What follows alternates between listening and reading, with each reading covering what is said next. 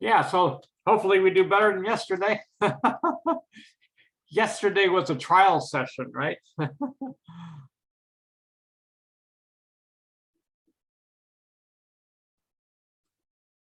Hello? And get that. What's that?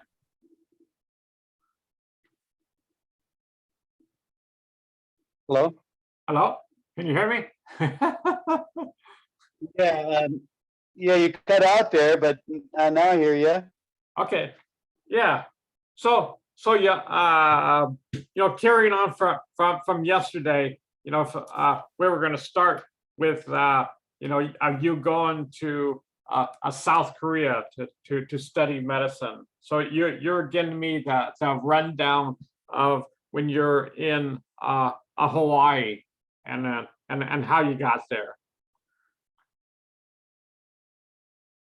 Yeah, yeah, I was thinking about it. When I was still on the yoga from, I was pretty determined to go to school even at that point. And I remember thinking, I was walking around the yoga ashram in Hardwar, right? And I'm thinking, boy, the science is just like the holy word of God, because it's kind of serious, but nonetheless kind of agrees what I mean, I don't know, like, it's firm and mutable, the law of gravity or something like that, classic Newtonian physics and that. And so anyway, I was kind of thinking in terms of a science, some sort of scientific profession. But it wasn't long after I left India that I went to Hawaii, and well, I did surf for about a year, but I did finally start in college again. And as I was telling you yesterday, there was a particular Indian professor, really smart guy, who he taught me organic chemistry, and he also happened to be teaching biochemistry at the University of Hawaii Medical School. And he was very supportive of me, my efforts to get in medical school, even though I didn't have really good MCAT scores or whatever. And then when I finally wasn't able to get in, he told me I should try the Philippines or South Korea. Yeah. Uh-huh. So anyway, yeah. So I had a friend in South Korea, and so I went to Seoul to visit, and looked into a couple of medical schools in Seoul. And so yeah, it turns out it was doable. I met with a couple other American guys who were already enrolled in medical school in South Korea. And and also the tuition was like dirt cheap compared to American schools. It was when I first entered the school, the tuition was about $1,000 per semester. Oh my gosh! Oh wow! So I was able to enlist my dad to support me. And so he was sending me money to pay for food and rent. And yeah, I got married. I got married to a Korean woman when I was there. And the last couple of years I was in South Korea, I had a woman, wife. And yeah, I think I was kind of crazy. I was just very headstrong about wanting to learn medicine, and I realized I had a lot of shortcomings as a learner, or as a student. And I knew it was going to be an uphill battle, but I just kind of stuck it out, stuck to it, I guess.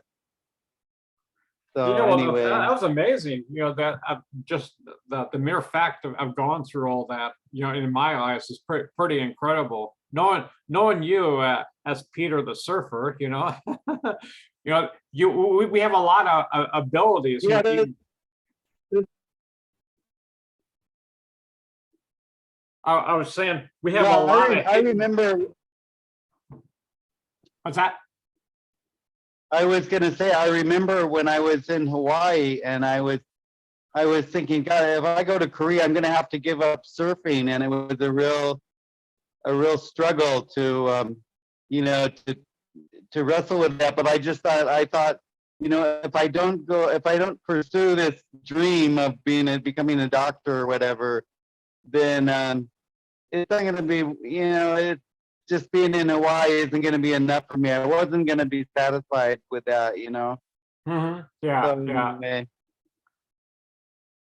so yeah, and I was lucky, you know. I mean, you know, you get in school and then you realize there were other American, mainly Korean Americans who were also studying there in Seoul in the same school, and so you know, I was really lucky. I had a couple of other students that were kind of like-minded. They they knew I needed help.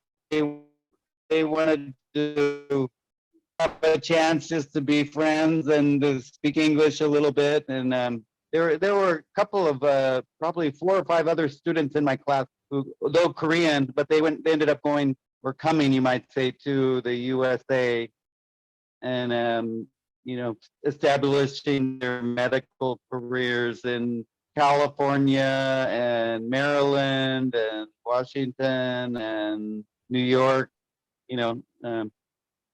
So anyway, yeah, and so I came back and I went through my medical residency 1 year in Pennsylvania in McKeesport, which is near Pittsburgh. And then I spent 5 years in Flint, Michigan, of all places, and I did my residency training there. And I married my second wife in Michigan. She's a pediatrician from Argentina, in fact, and we produced 2 children together, and moved to San Diego after that. And it was after I got to San Diego that I ran into a couple of friends from my high school days in Long Beach who got me surfing again, you know. Yeah. And Oh, wow. I thought I'll never be able to do it, and I remember being really timid about going out when I first started surfing again. But after doing it a couple times, it's why I was really hooked, you know. I thought, this is great, man. I'm not even 50 years old yet, and I'm still, I have a, you know, I was able to sort of, you know, bend my work schedule a little bit to suit my surfing hours, you know, in the morning and stuff. And it was great, you know. What year? What were you in Korea? You remember? Like 75 to 1981, I think. Okay. 1975 Oh, wow. to 1981. Uh-huh. So that's a good 5 years. Yeah. Yeah, it was. It was actually closer to 6 years, I think. Wow. Wow. You know, Korea sounds like it's such a unique culture. I guess you must have got along pretty well with the Koreans. Yeah, it's the Hermit Kingdom, you know. I like Japanese people better than Koreans, but yeah, Koreans are okay. You know, they're you know, good people, really. You know, mostly you know, quite honest and just hardworking. You know, no shortage of really motivated people there. You know, Yeah. that Yeah. trying to make the most out of their life, and you know, it's kind of a Confucius ideal, you know, to respect your parents and respect your teachers, and they're even though they have some what would you call them, Catholics or Christian type churches there, but they've got you know, a fair number of Buddhists as well. Kind of same in Japan, as maybe 10 or 20%. Here in Thailand, it's just like everybody's Buddhist, you know, Yeah. different. Yeah. Uh-huh. Yeah. So you were So there. actually, it was during my time in San Diego, I developed an interest in Japan, largely because I became interested in a particular Japanese girl, and so anyway, and then I also simultaneously it was becoming really burnout with my work, and also I was having health problems. My heart problems and my gout was really slowing me down at work, and that was the problem. And so anyway, in about what year was it? It was about 2001, I guess. Well, no, actually, it was in, you know what? It was in 1996, I think. Um, I took a year off. I just quit my job in San Diego working as a doctor, and I went to Kyoto, Japan, and finally Osaka, Japan. I got a job in Osaka, and I lived there teaching English, working as an English teacher for 1 year. I had a 1 year contract, and I didn't have any training as a teacher. I did teach quite a bit when I was in medical residency, but that was medicine. I didn't know a thing about English, but it was Yeah. it was on the basis mainly of being a native speaker. And I don't know, you can still get jobs here in Thailand if you just speak English, I guess. But more and more in every country, they want you to have a master's degree or at least some legitimate teaching experience before they'll hire you as an English teacher. But Mhm. in those days, it was 1990, I think it was 95, because there was a big earthquake in LA, and then one year later, exact to the day, there was a huge earthquake in Kobe, Japan, in Osaka, right where I was, and it was can't remember now. I was thinking it was in summer, but anyway, I think it was in February. It was in February, I think. But it was a big disaster in Japan. Half of Kobe, or a big, burnt down because it was early in the morning, and a lot of the traditional Japanese homes where they use fire to cook. The houses caught on fire, and there was like around 5,000 people killed that day, and more than 911. Because of Wow. the natural disaster, the earthquake, and so on. It was a big disaster anyway. So yeah, I was there during that time, and I think that was 95, but it might have been 96, might have been 1996. And so anyway, and that kind of solidified my interest in Japanese. I had a chance when I was there, besides working as an English teacher, to go to a couple of different language schools. And and it was kind of a hobby. I remember going to a language class on Saturdays. It was kind of just something to do on Saturday afternoon or whatever. And so that was cool. And I really enjoyed Japan. It's a really, really great food. And they have so many interesting temples and castles and stuff and museums. The history is just amazing. And it turned out the year I was there was the 1,000-year birthday of Kyoto as a city. The city had been inaugurated more than 1,000 years ago, and that's just mind blowing. Wow. But Wow. Oh my gosh. during that week, it was kind of a special occasion in recognition of this celebration. They opened up the Imperial Palace, which is usually never open to foot traffic. It's usually just by appointment only that you can go in there. And so there was a lot of that going on that whole year, in honor of the Kyoto Day, and it's just such a beautiful and historic place. I really loved it, but it's just so expensive to live there, and there is a bit of, you start to feel like a second class citizen. I had a big thing on my forehead. It was like a skin cancer. And I actually, because I was teaching English full time, I had by law, thanks to Japanese law, had health insurance. So I went to see a Japanese doctor, and he said, "Oh, just put some cream on it."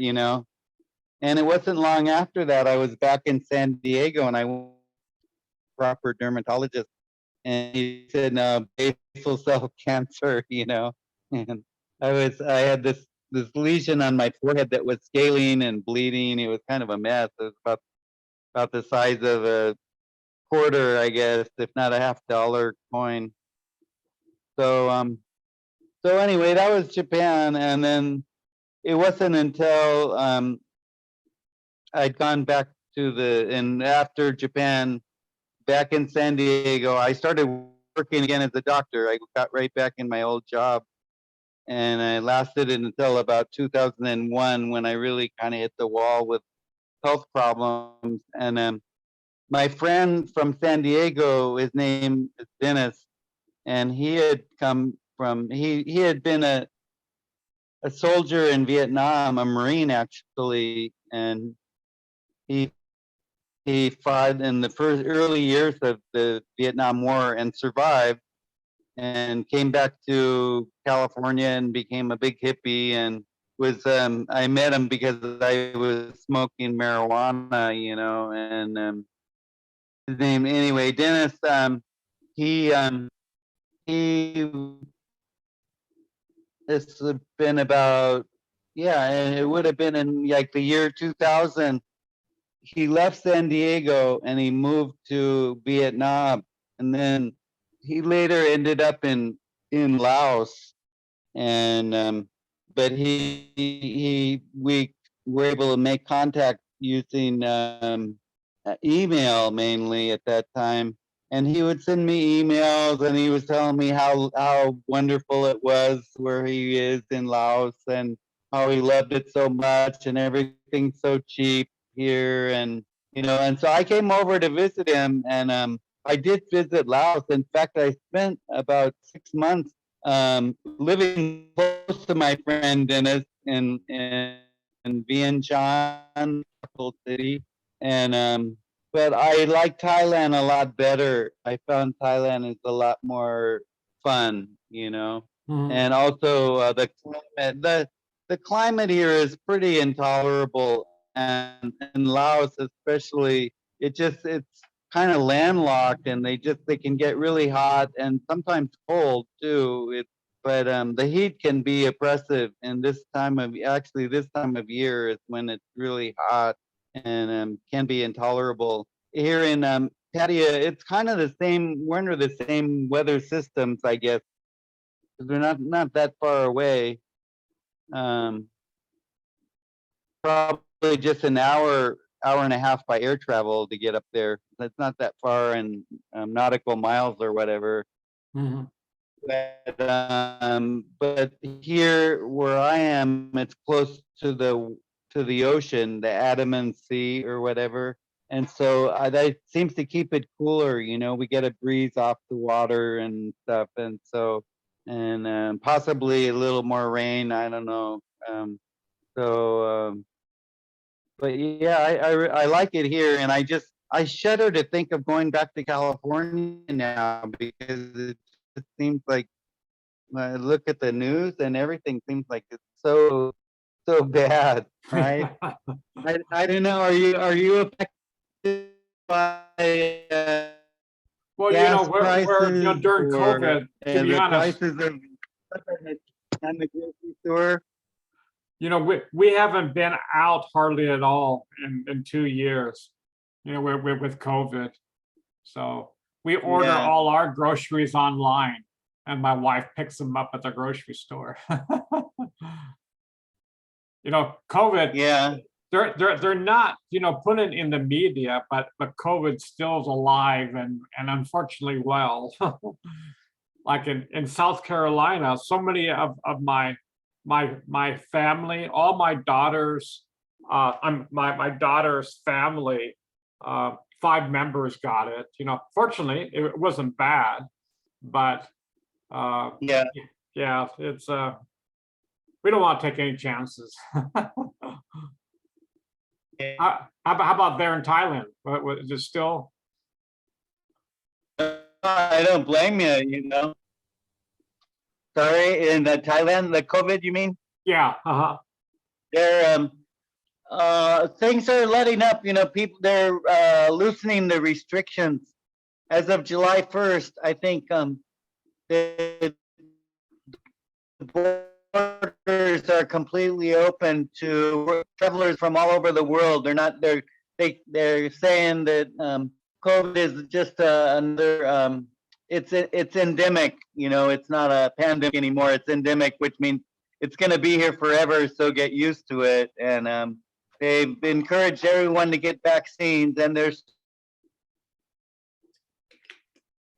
worry about opening the bars here. They've been closing the bars at 1 a.m.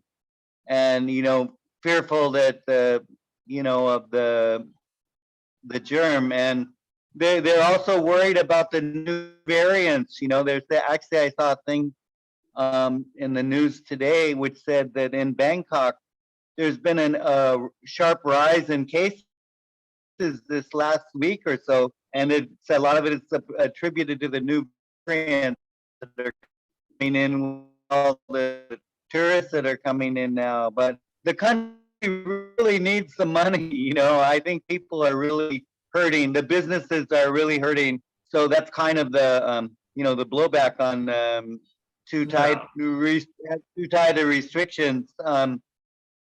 They've been living tight restrictions here for the as they Are, just following the U.S. and the European countries, and so I think they just can't. They, you know, they just people want to be done with it. You know, what are you gonna do?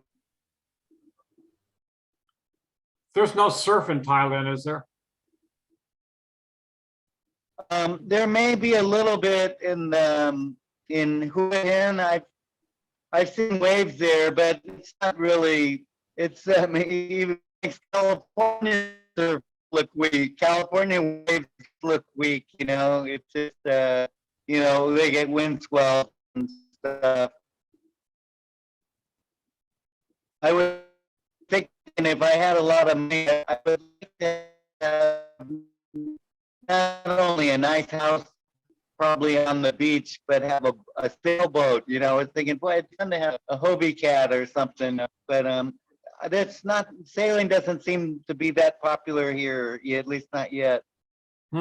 Yeah. I think there are not enough uber rich people like in California that can afford to have a sailboat in their backyard, or whatever.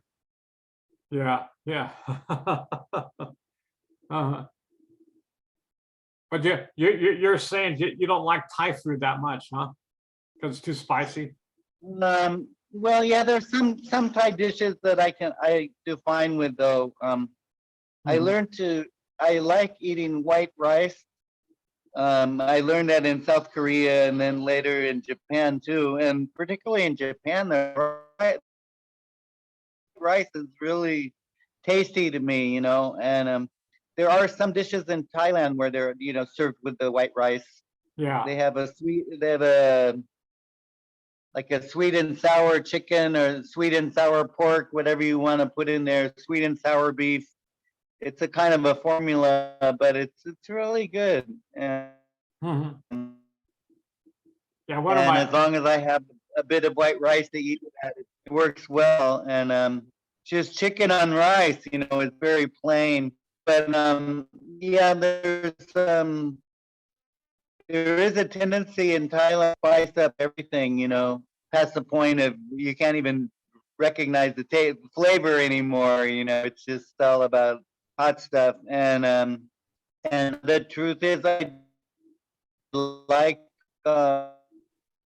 Western style food, you know, better. I mean, was yeah, I had met my friend for lunch this afternoon, and we both had it was like a fish and chips. You know, it was like a fried cod with French fries and a small salad, and that was it. You know, it's a nice meal cooked Western way, I guess. You Yeah. know. Well, and you've been there for 12 years now. That's a long time. Yeah. Another thing here is kind of. Sorry. Oh, go ahead. Yeah, I was just gonna say that there are not that many really classy Thai restaurants where you'd pay a lot of, pay a higher price for just the presentation of the food. They don't seem to care at all about presentation here, and more likely you're gonna be kind of like in a street food environment where you'd worry about the cleanliness of the restaurant or the service, server. On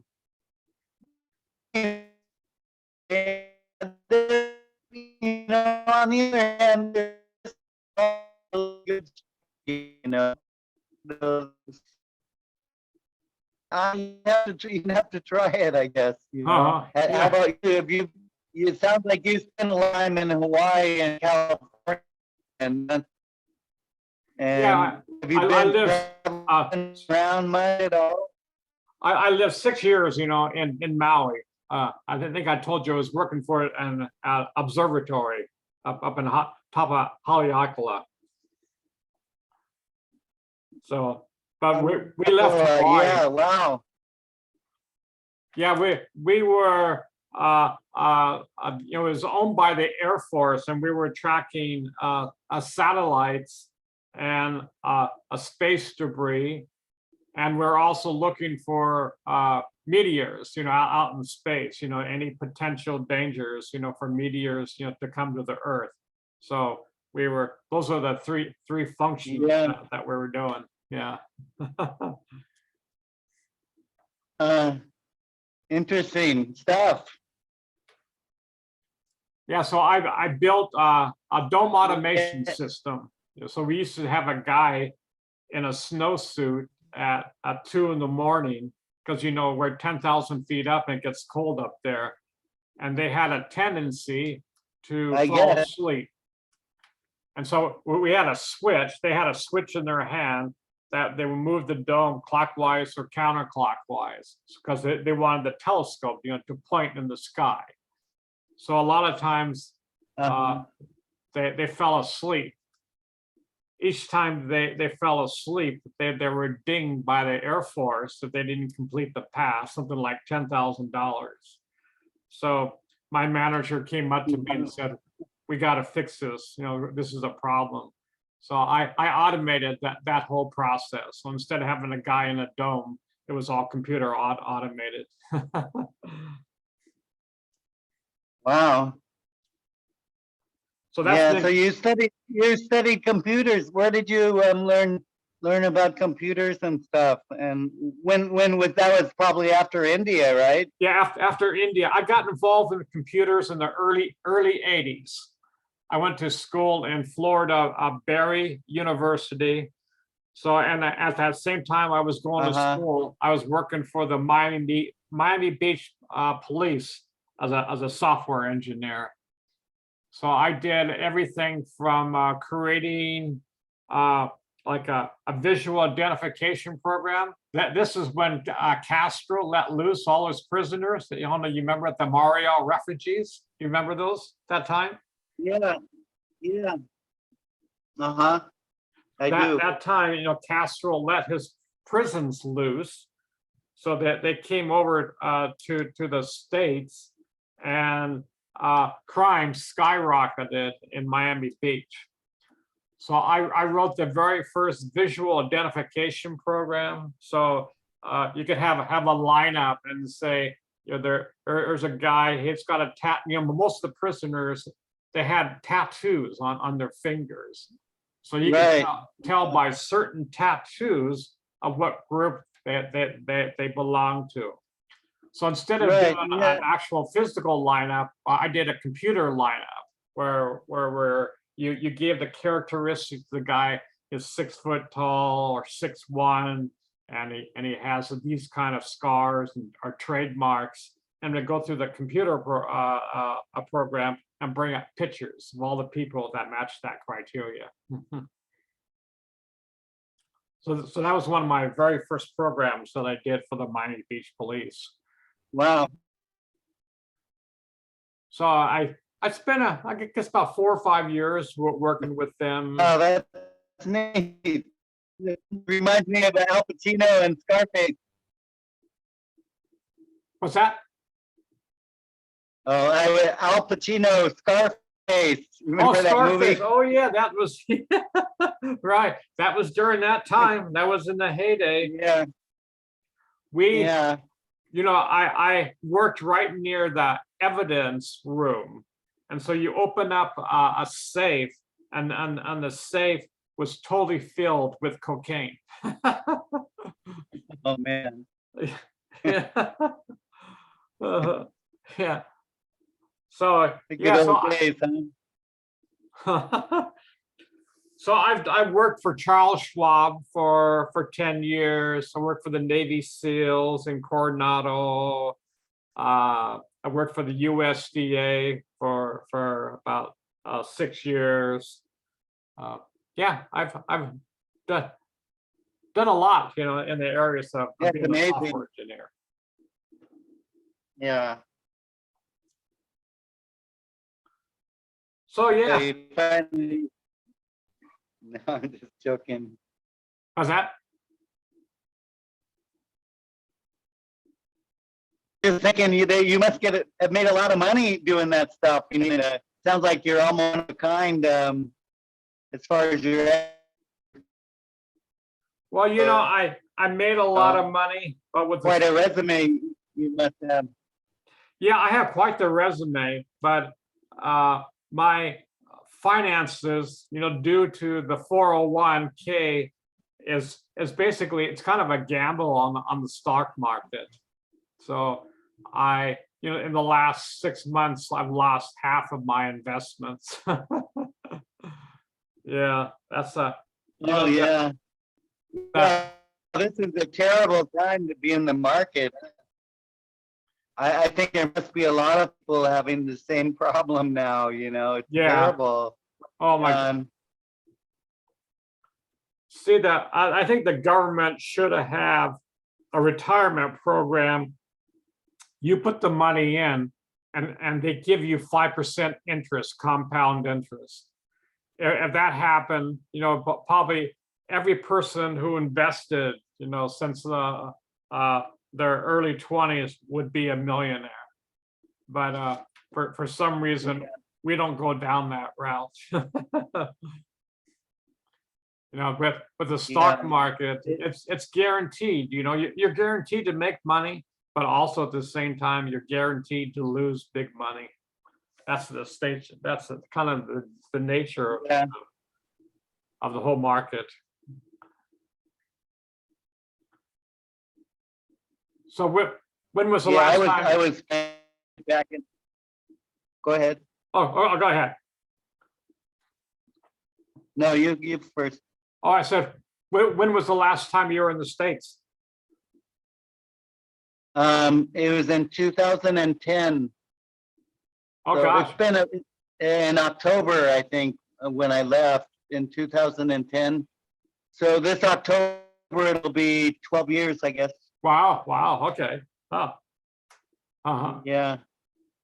I've been trying to hold off because I just the thought of it, that sounds really expensive, you know. I mean, starting with I don't really have any place to stay. I don't have any transportation. I don't think I can even get a driver's license now, you know. I'd probably be Uber. And the last time I was there, I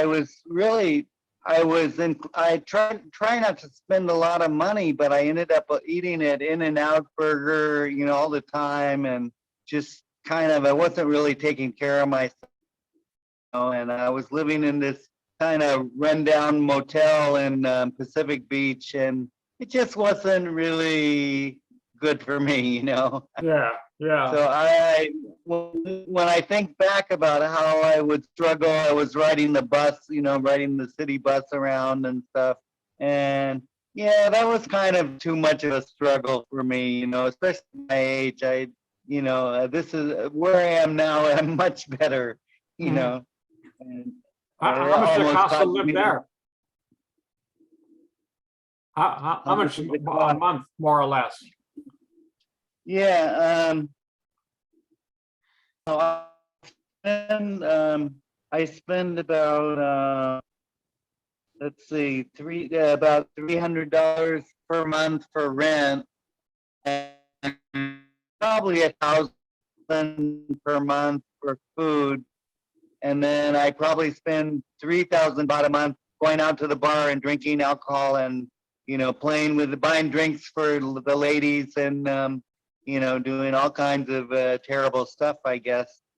Um, yeah, maybe a little bit else, but yeah, I have about $4,000 per month that I can spend, and have enough left to pay my taxes that I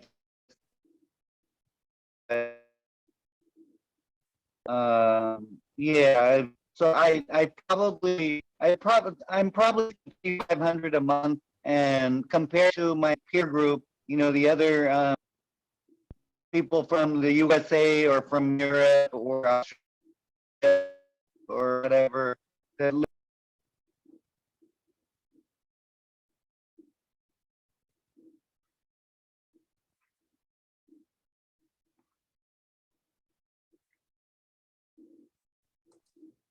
yeah, try to complete the thought.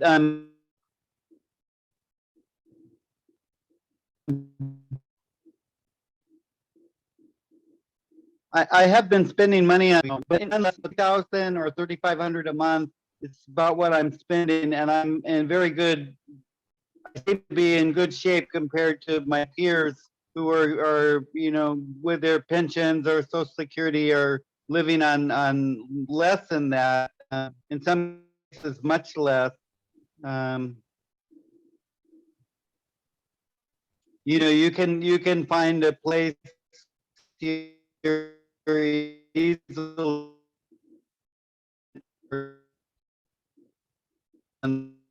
room, but you can certainly spend less money on for food, than I'm spending with my preference for Western foods. Yeah.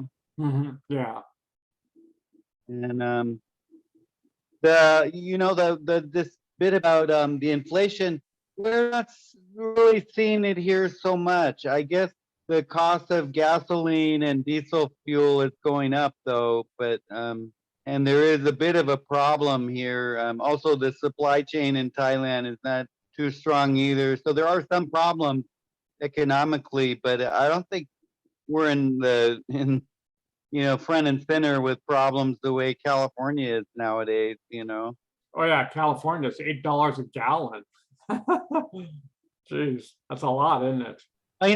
That's ridiculous. How can you even go to work? Yeah, exactly. Yeah. Re- Really, you pay all your bills so you can go to work. Yeah, that's about it. Yeah. So do you have any interesting stories about Thailand? Circumstances or anything that's different? Well, oh, I don't know. They're legalizing marijuana here, and it's I think you can actually buy it legally, and they have some like cannabis head shops around town that are just starting to spring up, and I think you can actually buy pot legally here, and you can also grow it. It's no longer illegal to have plants in your backyard and stuff. Uh-huh. So there's a change Yeah, on because that. weren't they quite severe like 30, 40 Um, years ago? yeah, I don't know. Yeah, there were very harsh laws against drug trafficking and all that, dating back to the Vietnam era, really. Mhm. Um, this used to be a favorite place for GIs, from Vietnam to they'd come here for R&R. And then after Vietnam, it became a place where a lot of these oil workers, there's a lot of offshore oil rigs all over with Southeast Asia, but and near Thailand, near Myanmar, near Cambodia and stuff. And anyway, these people doing offshore drilling and making a ton of money doing that, and they would bring all their money to the bars in Bangkok, and so that was kind of a phase, I guess. And I don't think I'm. It seems like Thailand doesn't know what to do with itself now. It's kind of becoming kind of mainstream, like Las Vegas did at one time, and so they're trying to become more of a family welcome families and stuff, but it's not highly successful campaign, especially with COVID and that. Yeah, I don't know.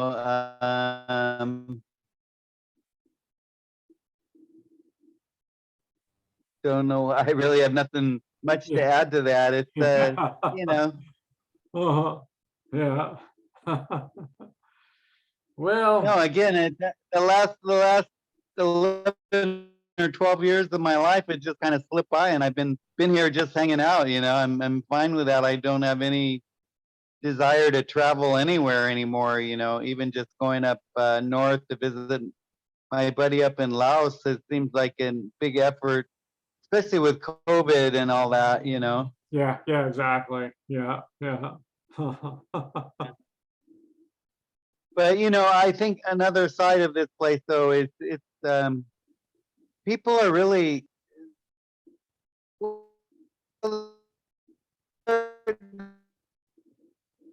there are some people who are not honest, whatever, but for the most part, people are really honest here, and every once in a while you get surprised. You walk away from a table and somebody will say, "Hey, you left your telephone," or you dropped some money on the floor, and it just you know and you get the feeling that people care about more than just having a lot of money in their pocket. Mhm. Oh, wow, that's Some nice. sometimes sometimes the motorcycle taxis, I usually am a good tipper when I comes to, anybody who's serving me, like if they give me a ride in their back of their motorcycle, and I might try.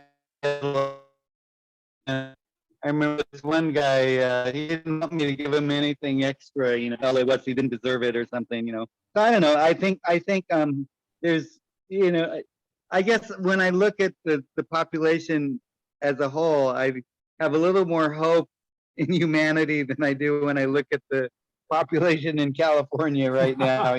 Now again, I just see it. I just see you on TV. I don't really know, but I mean, it seems like every aspect of life there is getting harder and harder. The homeless situation is ridiculous, and I guess the crime situation in LA is breaking records. The crime is getting out of hand, and people are scared. This smash and grabs. I've never seen anything like that. And Yeah. now it seems it's on the news every night. And of course the fires. God, I can't believe this. Some of these um, almost historic seems like fires in the Southland that are just. Oh, oh, yeah. Yeah. Yeah. It must still be smoky where you are, even the month gone by now, right? Or is there still Well, smoke in the air? we got the smoke of the air last summer when those big fires came. That the smoke came all the way up. It went from the west coast to the east coast. So in the Midwest, yeah, we had days of the smoke. So that's going Oh, up. that's right. You're in Colorado now. I keep forgetting. Yeah. Yeah, Right? actually, yeah, we're in Kansas City, Kansas. Oh, So, okay. Can't. but we still get the smoke from the fires. You know, that's how big the fires were. So There was a huge fire in Arizona, and I think it spread into Texas or whatever that was. Now can't remember, but or was it Utah? I guess. But yeah, I remember. I remember seeing that on the news. mhm. Unreal. Yeah. Uh-huh. So do you ever hear from your surfing buddies at all? Your old surfing buddies? Yeah, there's a few of them on Facebook that I still run into now and then. You know. Mhm.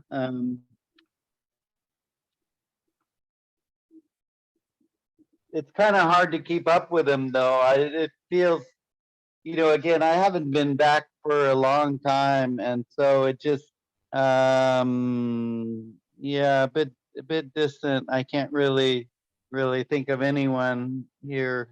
Mhm. Yeah. Uh-huh. All right. Well, How about you? How about you? How about you? Are you still in touch with your buddies from high school and stuff? yeah, you know, with Facebook, I am, and I'm doing a lot of interviews with people from the past. So I mix, you know, people like you. Then I did a lot of my high school friends. I think I've interviewed about 30, 40 people so far. Yeah. Wow. Uh-huh. So I Well, find good that, on you you. know, You know. I find it fascinating to listen to people's stories. You know, that's why. Yeah, I really do. You know, for some reason, you know, storytelling. Yeah, that's kind of like I guess something that I really enjoy. I enjoy talking to people, finding what makes Yeah. them tick. You know, Yeah. and Well, that's good. You know. yeah. Yeah, it's kind of amazing how much impact, because we only knew each other maybe for what, 6 months at the most. Right. So, but in those 6 months, you know, what a transformation that occurred in our lives. So, you know, For sure. 50 years later, you know, we're still good friends. You know, we haven't seen each other. You know, yeah, we haven't seen each other only one time when you came to visit me once, and when I came back from India and Newport, and that was the one and only time I saw you. I don't Right. know. I don't know if you remember that. You know, when you came to visit me. Yeah, but Yeah. that was the last time. I remember you came over around 8, and I always, you know, around 8, I always fizzle out in terms of energy. You know, that's usually my bedtime. So I felt kind of bad afterwards, you know, because I think we wanted to go out to what was the name? There was an ice cream shop right on the Pacific Coast Highway. Oh, I forgot what it was. And Ben it and was called, Jerry's or 31 flavors, maybe. no, Anyway. no, it was real famous. It's like a mom and pop. It was at the Castaways. Oh, I forgot what it was now. Yeah, But both of us. yeah, I don't remember either. Okay, but you wanted to go there, and I couldn't even get out of. I think I was sitting in my bed, and I couldn't even get out of bed. Yeah. Usually, when I go down for the count, I'm down for the count. Yeah. All Well, right. good. Well, but anyway, yeah, you know, I love to hear your stories. You know, that's the journeys that we're on. You know, I don't know if I'm writing a book. Have you ever seen the series on YouTube, The Life of Kai? Have you heard of Kai Lenny? I've heard of that series, but I've never seen it. Oh yeah, do a search sometime on. I'll give you a link for the YouTube link. So I'm writing a book, about basically. I I like this one book. When the Kansas City Chiefs, won the Super Bowl, the first time a Yeah. couple of years ago. I Right. wrote a book about how they could fine tune, using certain practices, their football game.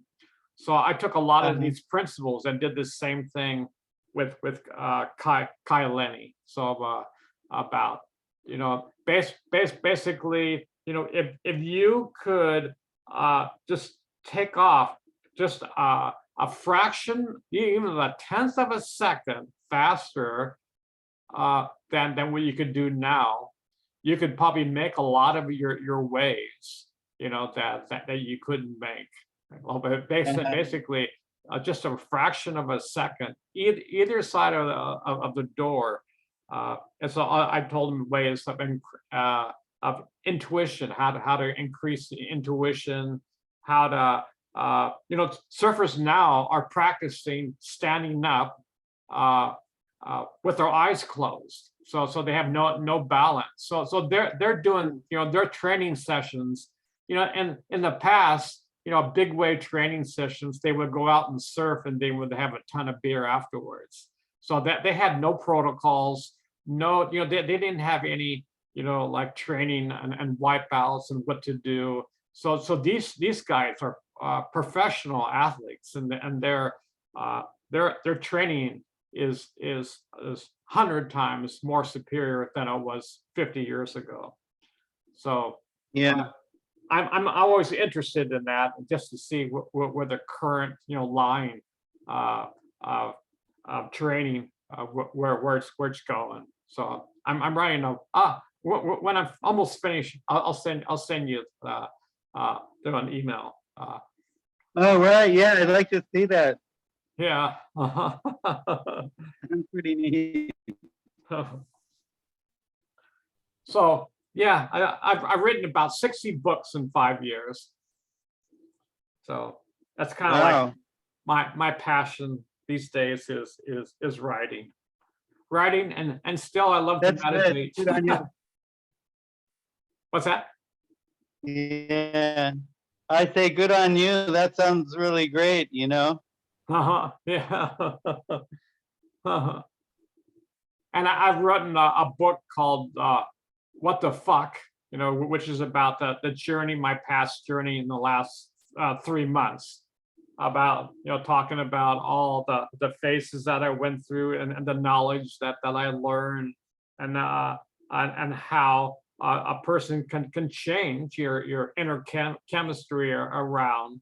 So I talked about going from 411 to around 110 for my glucose, and my blood pressure went down, and I've lost 20 pounds.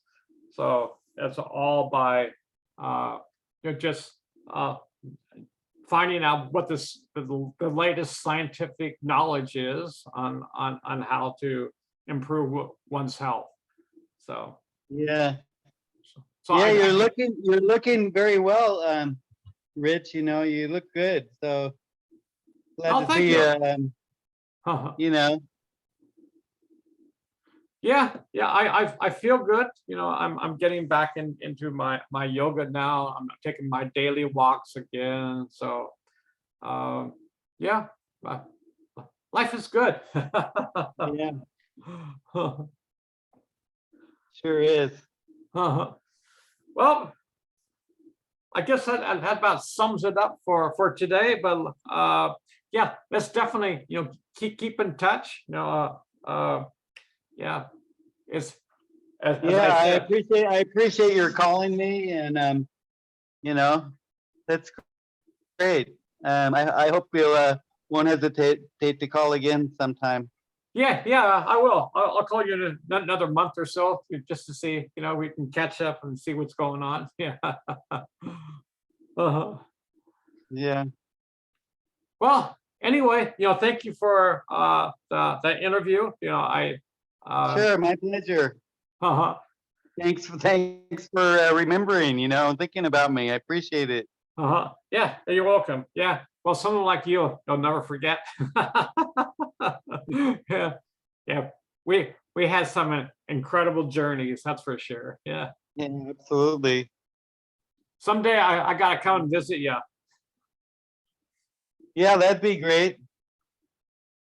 Yeah. Yeah, if I ever get some money together, I may come to California for a visit. But I just, yeah, right now it's a little bit more than I can, bigger, more than I can chew, Yeah. more than I can bite. Anyway, All right. good talking to you. Yep. Okay. Talk to you later. Okay. All right, Okay. hang in Bye. there. See ya.